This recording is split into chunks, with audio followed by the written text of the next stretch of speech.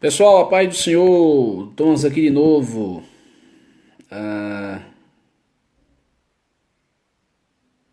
a internet caiu, infelizmente a internet caiu, mas vamos esperar o pastor Júnior entrar novamente, certo? Para nós começarmos novamente. Mas eu queria que os irmãos que estava e eu estou vendo que os irmãos estão entrando novamente, enquanto o nosso pastor Júnior não entra novamente. Eu queria saber dos irmãos se o que vocês estão achando do estudo, né? Tá sendo uma bênção em nome de Jesus.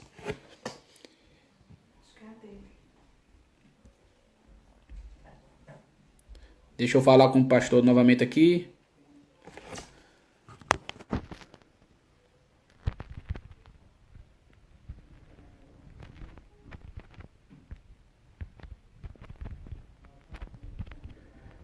Vamos esperar ele aqui. Daqui a pouco ele aparece. Daqui a pouco ele pronto, ele acabou de entrar e vamos voltar ao estudo.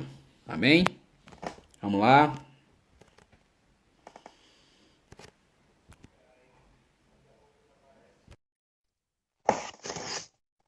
Muito bom, irmão Johnny, irmã Priscila. Priscila é a jovem aqui da Matinadas. Pronto. Isso deve ter Rapaz, sido coisa do Instagram mesmo. no Instagram, né?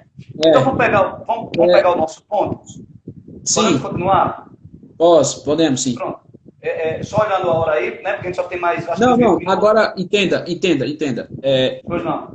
Nós fizemos a primeira aqui agora e eu tive que encerrar a live e entrar de novo. Então, como eu estou entrando de Ah, novo, então tá contando tudo de novo. então tá bom. Pronto. Então, voltando ao contexto. Paulo havia dito na primeira epístola aos Tessalonicenses, aos crentes de Tessalônica, que Jesus vinha arrebatar o seu povo e explicou como ia acontecer. Tempos depois, falsos mestres entram em cena lá na igreja e começam a entristecer os irmãos. Vai dizer aos irmãos, olha, o arrebatamento da igreja não vai acontecer. E nós estamos vivendo a grande tribulação. Aí Paulo precisou escrever isso aqui.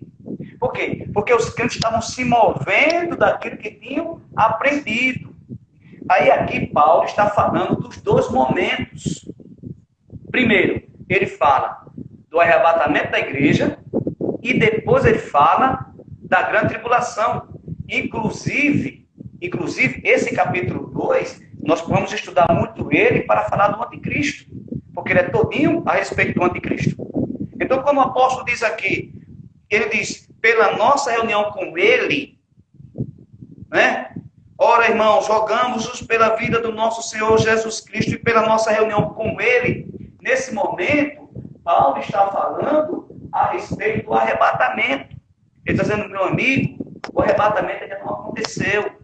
Essa tribulação que vocês estão vivendo, essas lutas, essas aflições, o arrebatamento ainda não aconteceu. E ele diz, e o dia do Senhor também não.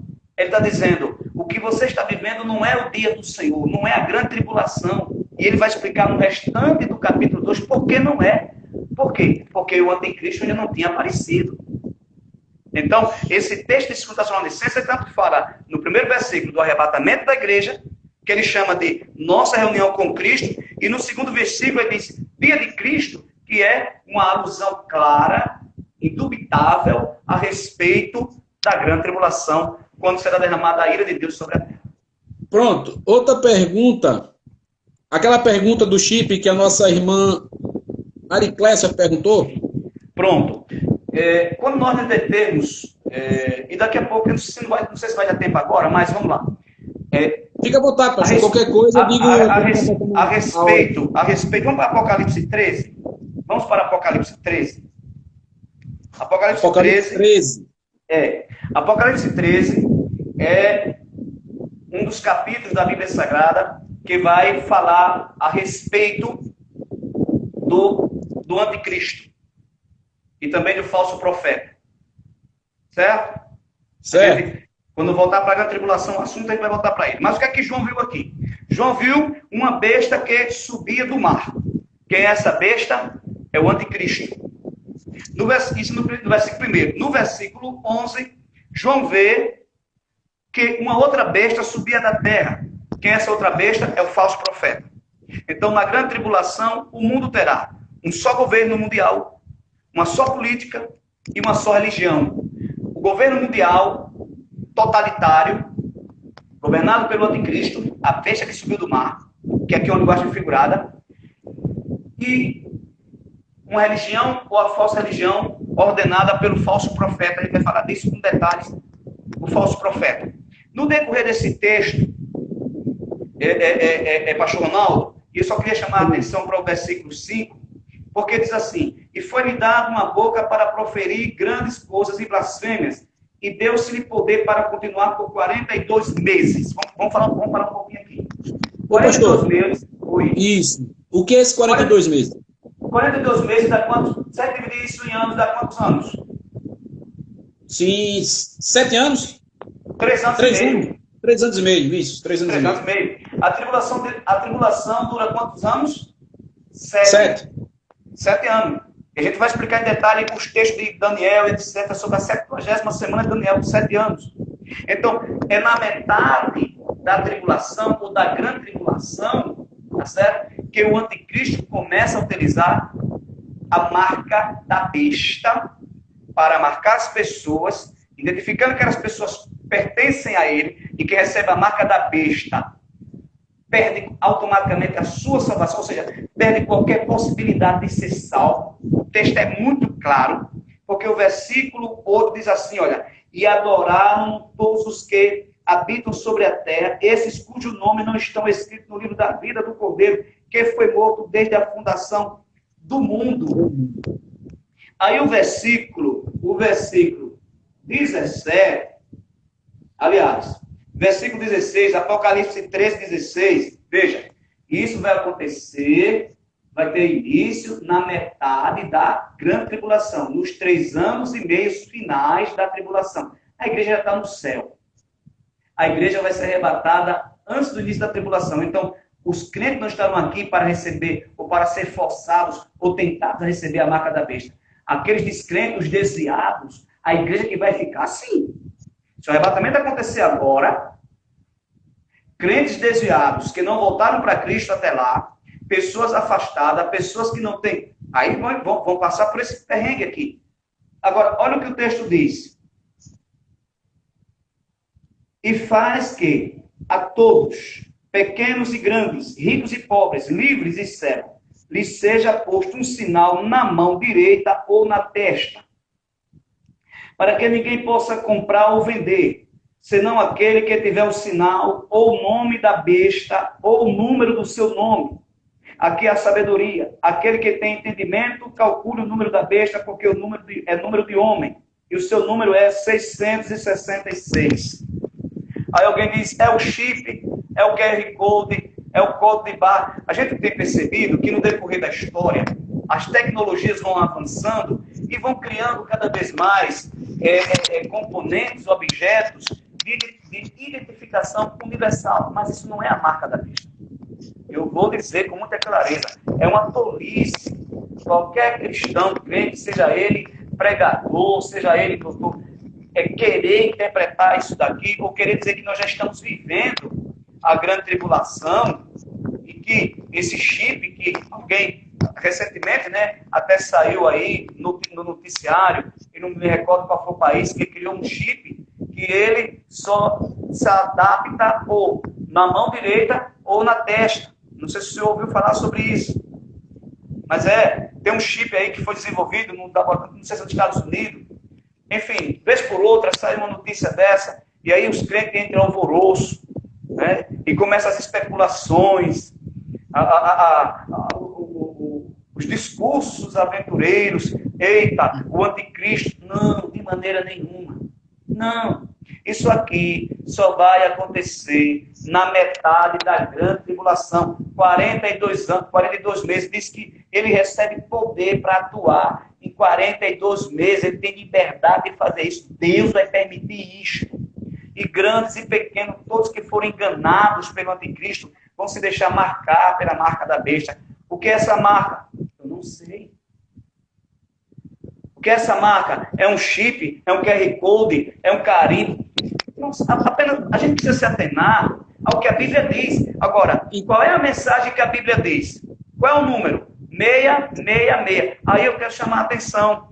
Ora, o que é o nome anticristo? O que significa? Primeiro, o nome anticristo que a gente muitas das vezes queremos, e não é errado, de certa maneira, colocar como contra Cristo, porque de qualquer forma ele vai fazer coisas contra Cristo, mas a melhor tradução do termo em grego é em lugar de, ao invés de.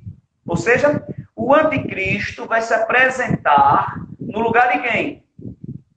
De Cristo. Ao invés de quem? De Cristo. Ele vai querer ser quem? Cristo. Então, quando nós falamos, né, de Deus, e aí tem uma coisa linda, quando a gente estuda os números da Bíblia, o número 7 é número que identifica aquilo que é pleno, aquilo que é completo. É número de Deus. Deus fez o mundo em 6 dias. No 7º, descansou. E olhei e vi os 7 castiçais de ouro. E vi 7 estrelas. João, eu olhei e vi os 7 Espíritos de Deus. Não é que o Espírito Santo seja 7. O Espírito Santo é só um, mas quando João vê os 7 Espíritos de Deus, está falando daquilo que é pleno, daquilo que é completo. E o número 7 está relacionado a quem? A Deus. Agora, quando o anticristo coloca 666, é uma tentativa de chegar a que número? 7. É querer ser Deus. Compreende? É se fazer passar por Deus. Então, para deixar bem claro, esse negócio de chip, isso aí é uma, vamos dizer... Eu acredito, pastor Ronaldo, desculpe me interromper, eu acredito que é o mundo sendo preparado para receber esta unificação. Porque é o seguinte, a gente precisa entender. Mas a Bíblia não fala em questão do chip. Não. Olhe. A Bíblia também não fala que tipo vai ser essa marca. Só fala do número. Fala do número. E ela fala do número. E olha o que o texto diz. É número de homem. Ele vai querer ser Deus, mas ele é homem. Glória a Deus por isso, né? Glória a Deus. Ele só quer ser. E a gente vai ver outros textos aqui que ele vai querer passar-se por Deus. No estudo do anticristo, ele vai aprofundar isso aqui. Certo. Agora, veja pergunta, só. Viu? Mas deixa eu só concluir aqui. Aí certo. Alguém pode dizer, então o senhor descarta o chip, essa tentativa de identidade única, de identificação, não de maneira nenhuma. A última coisa que nós conseguimos mudar nas pessoas é a mentalidade dela. A cultura é algo que é muito difícil de se mudar e só se muda com o passar do tempo. Então, o que é que eu acredito? Enquanto essas tecnologias vão sendo avançadas e equipamentos e objetos de identificação universal vão aparecendo, para mim, isso é o ambiente sendo preparado para receber o anticristo de braço aberto, porque será um governo unificado, será uma religião unificada. Veja que é tudo centralizado em um. Certo? Então, o chip que alguém coloca aqui e para onde ele for, ele vai ser identificado como aquela pessoa, é apenas um ambiente. Qualquer tecnologia que for aparecer até o arrebatamento da igreja. Olha, irmãos, a gente precisa entender. É o arrebatamento da igreja de Cristo que vai inaugurar os eventos escatológicos. Nada vai acontecer antes. Agora, depois que Cristo arrebatar a igreja, aí tudo que a gente está estudando aqui, a respeito da tribulação, começa a desencadear, começa a acontecer. Outra pergunta da irmã Jerusa. Mas isso ficou claro? Mas às vezes essas pessoas estão sendo respondidas. Não, eles estão dizendo aqui que está ficando bem claro, mas tem algumas perguntas. Eu disse ao senhor que esse tema ia gerar um pouco, mas isso é ótimo. Deixa eu fazer outra pergunta, senhor. A irmã Jerusa está perguntando. A paz do Senhor, sobre o reino milenial, a Bíblia é clara se ele se dará na terra? Sim. E vamos estudar sobre isso. Pronto. Mas sim, outra pergunta. Se dará na terra. Será um reino literal, pastor Ronaldo. Literal. Certo. Deixa eu ver outra aqui, para a gente adiantar.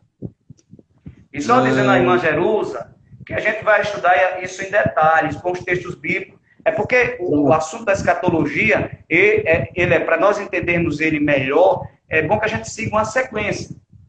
Isso, Certo? porque Então, a pergunta do meu amigo presbítero lá do Tempo Central, Tiago Colasso, ele também faz parte da direção da UMAD, da Mocidade de uma Pessoa. Ele está perguntando o seguinte: quem são os que serão apresentados ao Senhor depois da grande tribulação?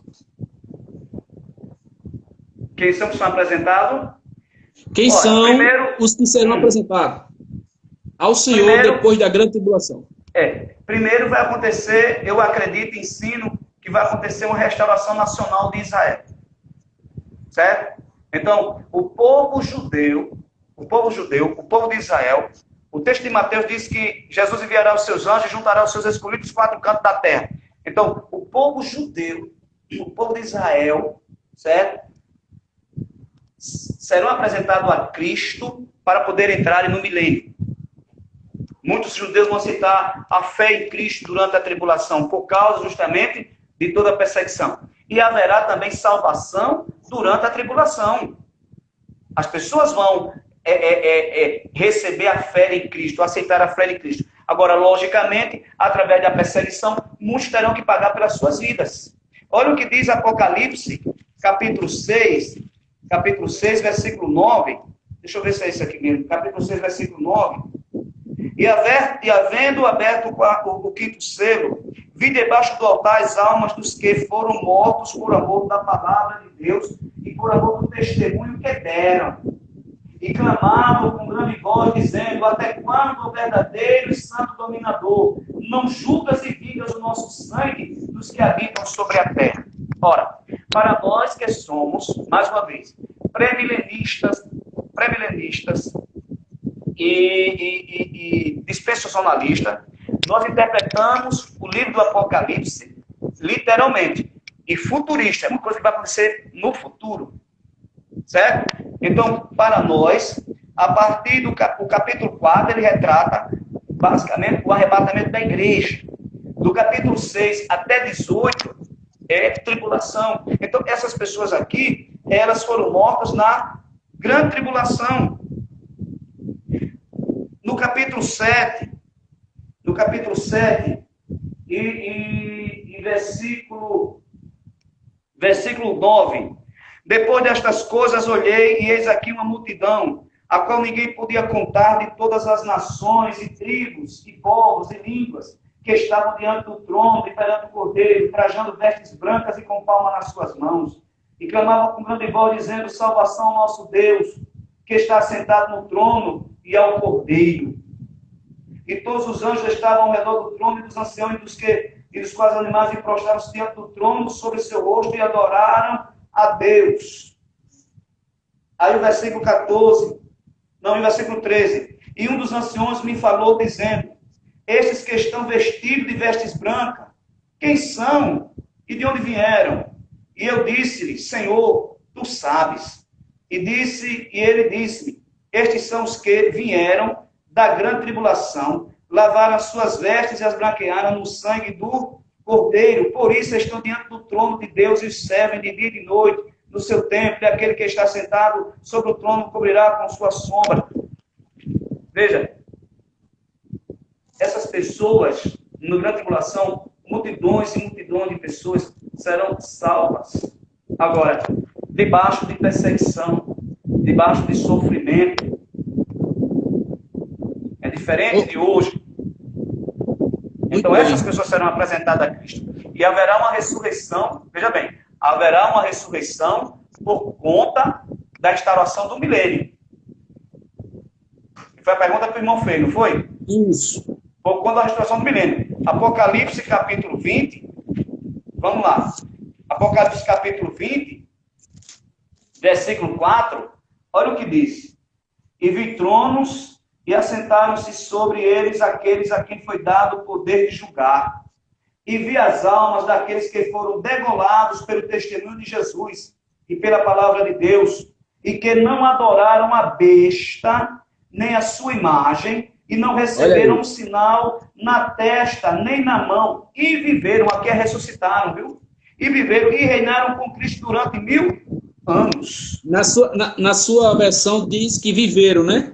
Isso. Na minha diz reviveram.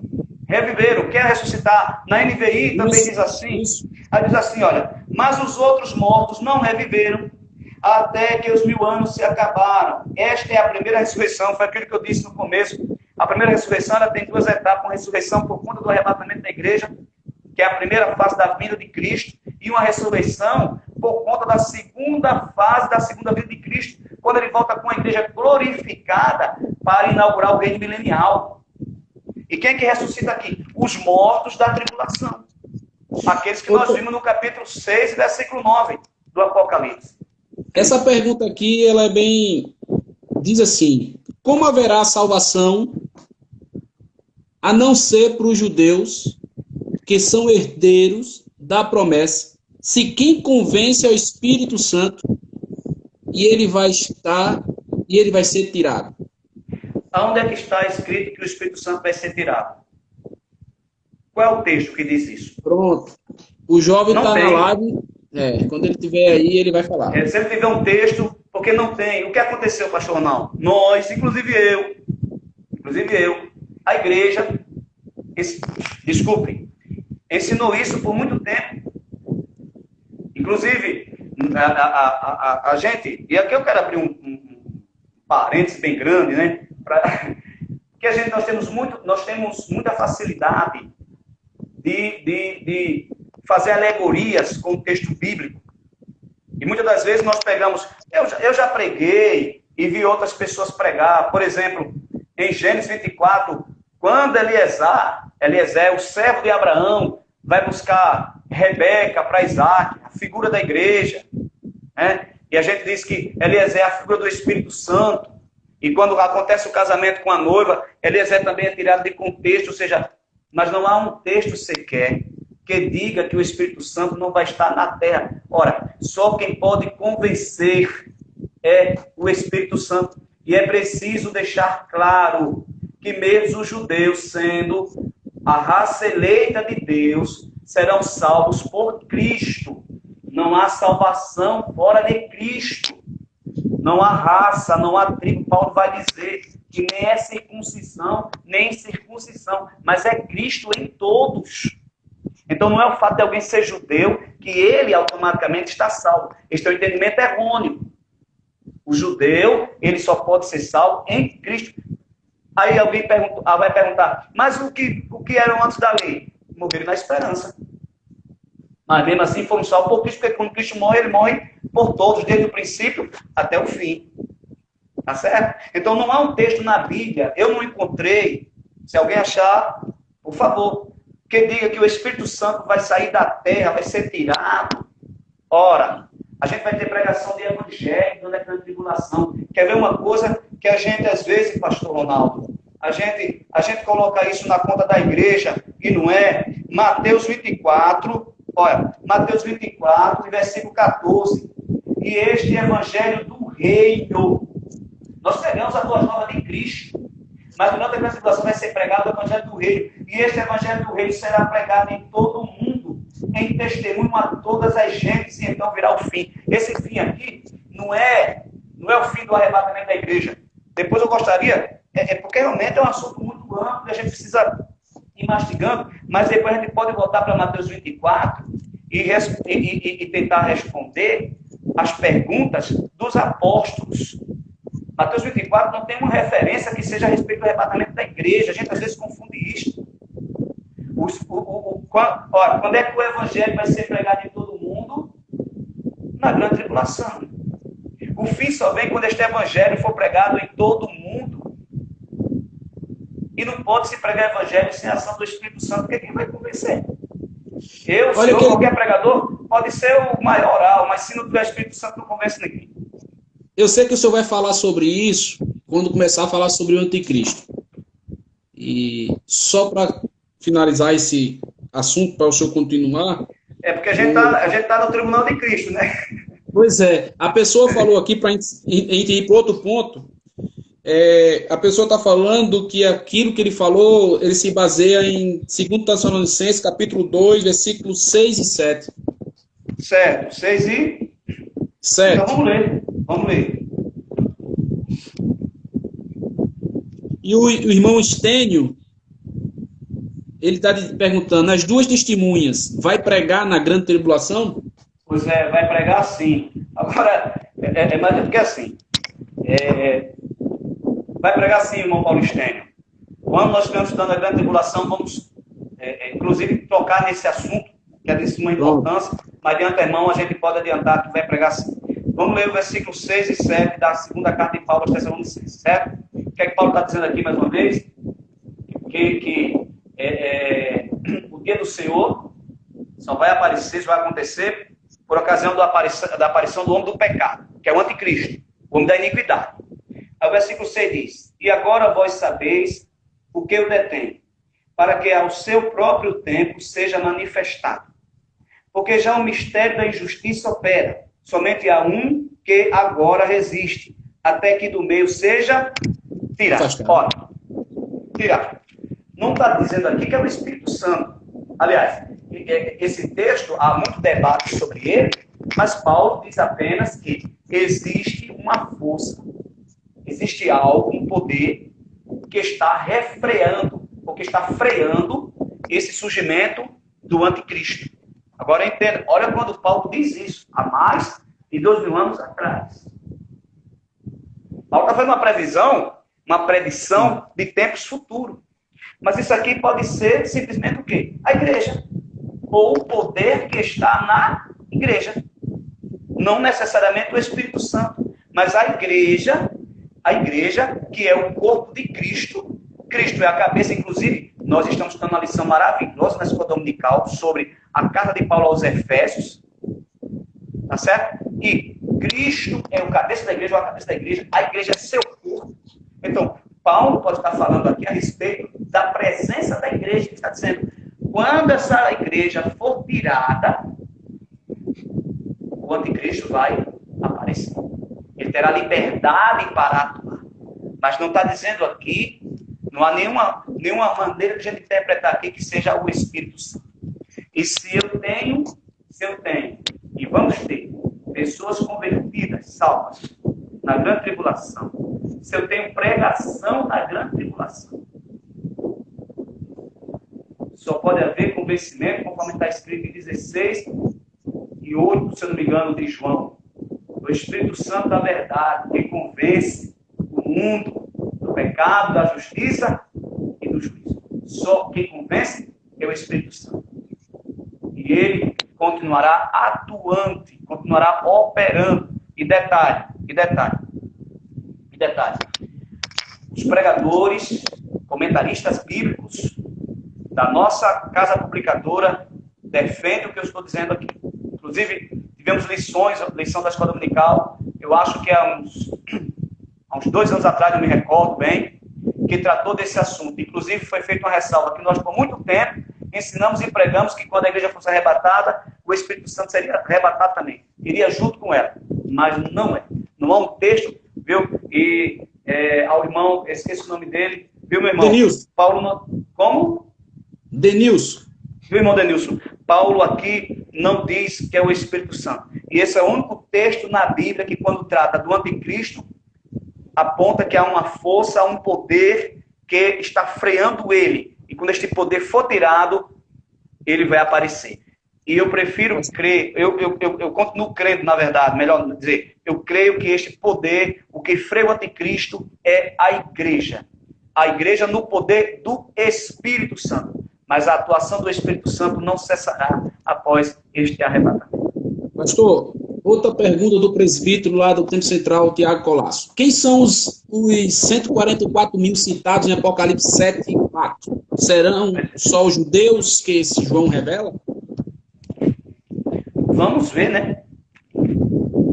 Vamos ler o texto. Apocalipse 7 e 4.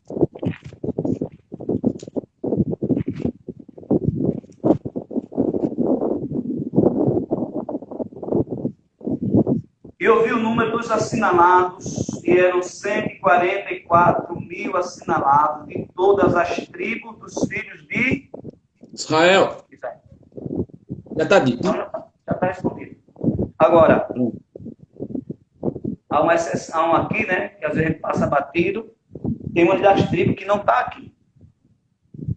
Que é a tribo de Dan. Os danitas. Inclusive, eu vou só abrir aqui. Olha, eu não sei se... claro que nós paramos para pensar que o anticristo é um judeu. Tem que ser judeu. Estou entendendo. É que eu estou lendo aqui que o pessoal de matinada está entrando. O anticristo tem que ser judeu, concorda? Se ele vai ser recebido como Messias, ele vai ser o quê? Um judeu. E o que eu vou dizer agora aqui, eu não estou dizendo isso como verdade absoluta, mas há um estudo, inclusive muito antigo, de um pastor que ele é fundador da Chamada da Meia-Noite, Dr. Vimalgo, era um dos grandes escatologistas bíblicos, morreu infartado em 1992. E ele defendia que o anticristo vem da tribo de Dan. E ele dá vários textos bíblicos por conta disso. Bom, mas é só uma colocação aqui para se alguém quiser pesquisar a respeito disso. Mas só respondendo ao irmão Tiago, o próprio versículo diz: todas as tribos dos filhos de Israel. Aí diz, da tribo de Judá havia 12 mil, assinalado da tribo de Rubem 12 mil, e assim por diante. Então os 144 mil, sim, são israelitas, filhos de Abraão. Pastor, só para o senhor citar novamente, que tem a irmã Socorro, que é aqui de Matinadas, ela está perguntando novamente sobre as duas testemunhas que vai pregar na tribulação e que se eles são de verdade. O senhor já respondeu que sim, mas o senhor disse que irá falar sobre isso. Eu queria pedir permissão à irmã Socorro, para quando a gente for estudar a respeito da tribulação, tá certo? Ler os textos e estudar sobre as duas testemunhas. Porque nós temos texto do Antigo Testamento, texto do Novo Testamento, a gente vai fazer a correlação, vamos comentar a respeito do que as pessoas, alguns acreditam, quem são essas testemunhas. Pronto. Né? Uns apontam outro, mas assim, só para explicar, irmã Socorro, são pessoas reais, que inclusive vão ser mortas. Vão ser mortas e vão ser expostas para todo o mundo ver. Alguém pode perguntar, como é que todo mundo vai ver? Bom, 2001, eu assisti ao vivo Bin Laden jogando um dos aviões na Torre Gêmea. Todo mundo assistiu ao vivo. Imagina como é que não está hoje a tecnologia, né? E até lá... Então fazer o seguinte, o senhor está falando ainda sobre o arrebatamento, né? E o senhor agora vai entrar mais um tema, o senhor vai escolher mais um tema por cada hora e dizer para o pessoal que quando for quinta-feira novamente, nós voltamos novamente com o pastor Júnior para continuar falando sobre arrebatamento, porque é um tema muito amplo. A gente está falando da segunda vinda de Cristo, e como eu disse, a nossa doutrina, né? Tudo que eu estou dizendo, eu quero deixar muito claro aqui, que tudo que eu estou dizendo aqui está de acordo com as nossas regras de fé, tá certo? Da Assembleia de Deus no Brasil. Eu creio, prego e ensino de acordo com o que eles ensinam. Eu acredito piamente nas interpretações de nossos comentaristas e naquilo que eu, com a ajuda de Deus, consigo também interpretar aqui. Tá certo? Mas como eu estou dizendo, e é bom que os irmãos vão participar. Porque, veja, pastor Ronaldo, como um tema desse é empolgante, é estimulante, né? Veja quantas perguntas já dentro de um contexto mais amplo apareceram. Agora, nós falamos do arrebatamento da igreja e nós estávamos com a igreja no tribunal de Cristo, os crentes estavam recebendo galardão. Não é isso? Isso. Mas pode falar, você falou uma coisa e eu esqueci. Não, eu participei de um curso escatológico e eu quero dizer para os irmãos que os irmãos estão tendo isso aqui agora e vamos continuar com esse projeto. E eu tive esse curso de escatologia e foi numa igreja de Mandacaru, não sei se você ouviu falar, e foi 3h30 de aula. Como o senhor mesmo disse, é empolgante, que ninguém tinha vontade de ir no banheiro, ninguém, é todo mundo sentado com o pensamento e os olhos fitados na pessoa que estava falando. Exatamente. E uma coisa que eu gosto sempre de pensar e de dizer, olha, irmãos, há entendimentos que nós podemos ter hoje a respeito de determinados assuntos, que lá na frente vai se clarear melhor. Ele vai tomar uma amplitude. A gente tem coisas que a Bíblia não é muito clara e é preciso um esforço para se chegar ao mínimo de entendimento possível e aceitável. Então, na medida que o tempo vai passando, algumas coisas precisam ser, né? A gente vai tendo acesso, e glória a Deus por isso. Veja, nós somos uma igreja, e eu posso dizer, principalmente a gente daqui do Nordeste, que passamos um bocado de tempo em alguns lugares, somente com feijão e arroz, no sentido assim, não éramos estimulados a estudar. Eu, quando cheguei na igreja, nem curso de teologia tinha. Então, veja, o quanto nós demoramos para... Então, quando a coisa chegou, a gente já estava...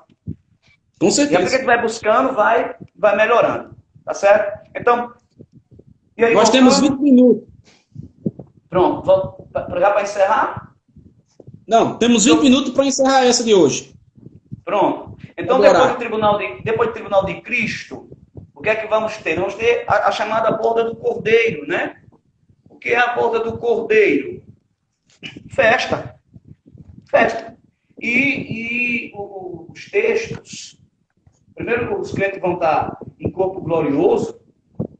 E o texto de Apocalipse, vamos lá, Apocalipse 19, 7 a 9, fala disso.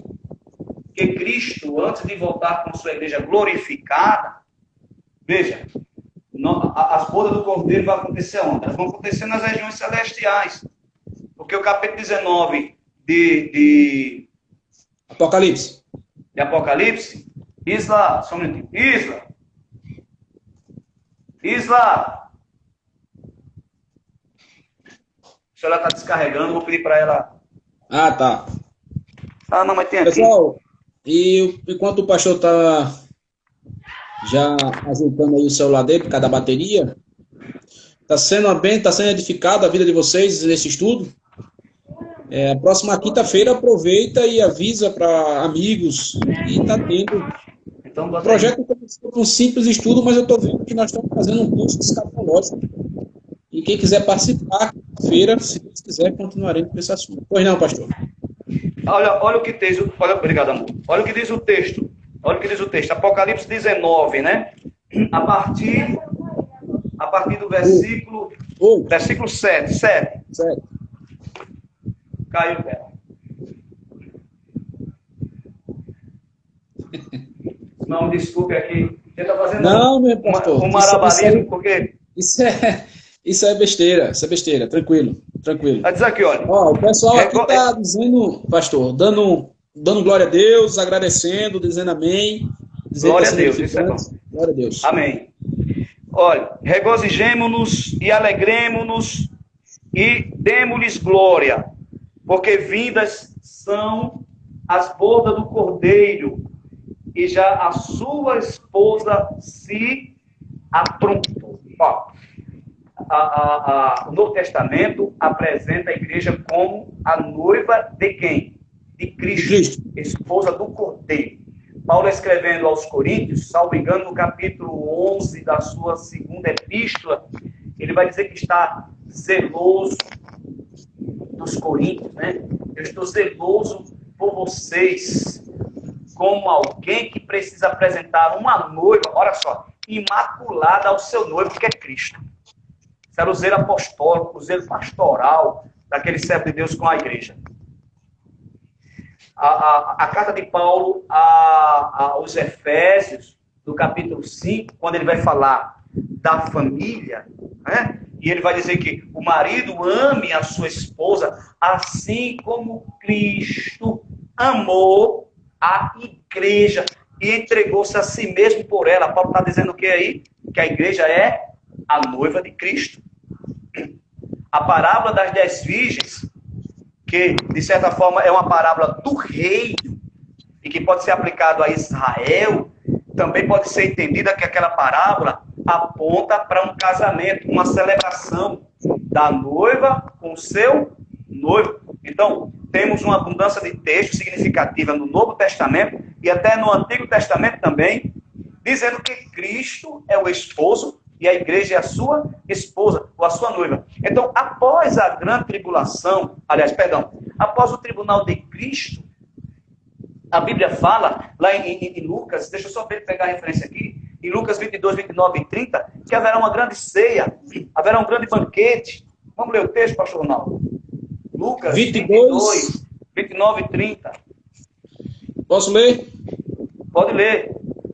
Assim como meu Pai me confiou um reino, eu confio a vós, para que comais e bebais a minha mesa, no meu reino. E vos assentei sobre tronos para julgar as 12 tribos de Israel. Veja, promessa de Jesus para a sua igreja. Ele estava falando isso aqui com quem? Com os discípulos. Não era com os judeus, não era com Israel.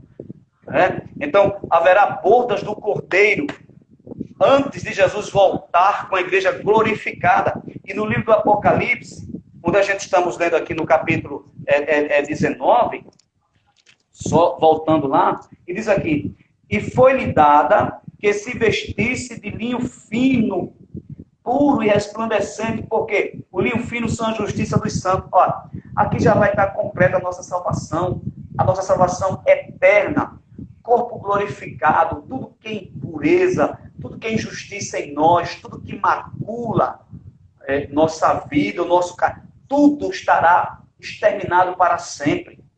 Esta noiva estará glorificada nas bodas, nas festas de casamento.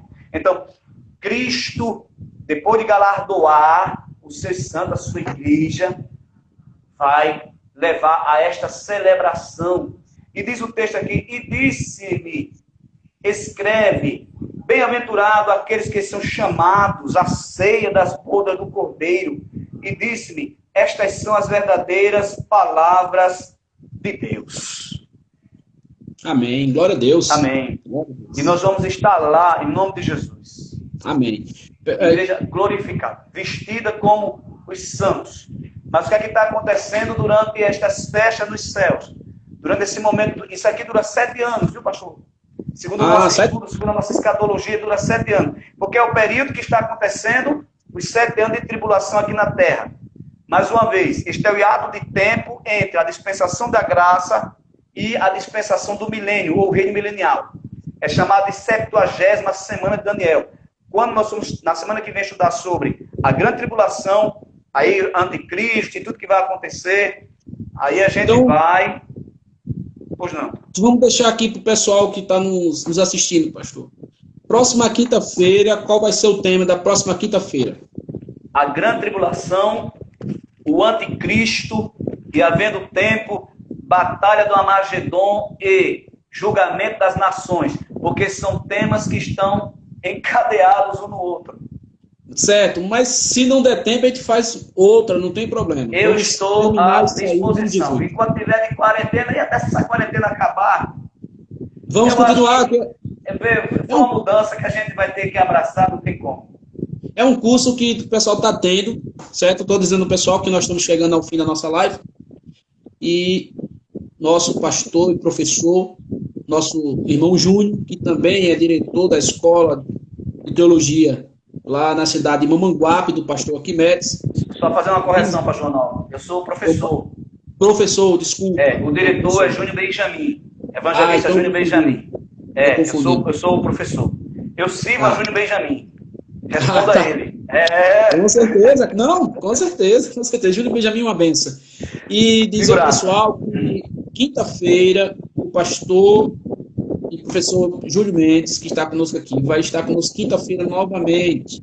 E vamos falar sobre a grande tribulação. O que mais, pastor? O anticristo, a batalha do Armagedon e o julgamento das nações. Porque são coisas que acontecem nesse período de tempo. Pronto. Nós terminamos no céu, né? Nós terminamos no céu, não foi? Pronto. Semana que vem vai voltar para a terra sem participar. E assim, pastor, dizer... Eu vou dar a palavra para o senhor também finalizar. Dizer ao pessoal que avise aos seus amigos, avise pessoas que querem fazer um curso escatológico, que queiram ou não, é um curso escatológico, estamos com um professor aqui para nos ensinar, então vamos aproveitar, irmão, que isso, tenho certeza que está no coração de Deus. Pastor, antes de eu passar para o senhor, para dar suas considerações, o presbítero Tiago está dizendo que esse homem é de Rio Tinto. Vou dizer, olha, ele nasceu em Rio Tinto, Tiago. Não é isso, pastor? Passou um tempo em Rio Tinto, mas agora ele é ovelha do pastor Arquimedes em Mamanguape. Exatamente isso. Pois não, pastor, muita alegria, junto com o meu pastor. Eu quero agradecer, pastor Ronaldo, a oportunidade, agradecer a Deus, né? E ao senhor, sei que o senhor tenha outros nomes do universo da Assembleia de Deus na Paraíba. A gente tem pessoas excepcionais. Eu poderia citar aqui pelo menos uma meia dúzia de professores de teologia que são muito mais versados nesse assunto do que eu. Então eu quero agradecer ao senhor, muito feliz pela oportunidade, e dizer aos irmãos, a quem nós estamos respondendo às perguntas, que logicamente nós somos limitados também, tá certo? E que eu sempre digo quando eu estou ensinando que conhecimento, ele é uma construção que é feita de mão dupla. É quem está ensinando e quem está recebendo ensinando também. Então os irmãos com as suas perguntas estão contribuindo muito, os irmãos podem trazer textos, podem trazer o contraditório, é assim que se constrói conhecimento. Qualquer coisa que eu disser aqui que esteja fora de um contexto, de um entendimento, apresente um texto bíblico. Agora, nós vamos tratar das coisas com provas bíblicas. A gente tem que tratar de assuntos bíblicos usando o quê? A Bíblia. Tá bom? Então, espero que tenha cooperado com todos. Que Deus abençoe. A irmã Elisângela de Matinadas, aquela irmã que o senhor foi lá, almoçou. Eita, rapaz, glória a Deus. Tá dizendo que o senhor é uma bênção, que Deus abençoe. Amém, muito obrigado, irmã Elisângela. Eu espero voltar aí. Tem aquela programação, né, pastor Ronaldo? Em junho. Eu espero em Deus que esse negócio do Covid tenha ido embora da nossa pátria, que é a nossa programação de nos fazer uma visita aí, com muita alegria.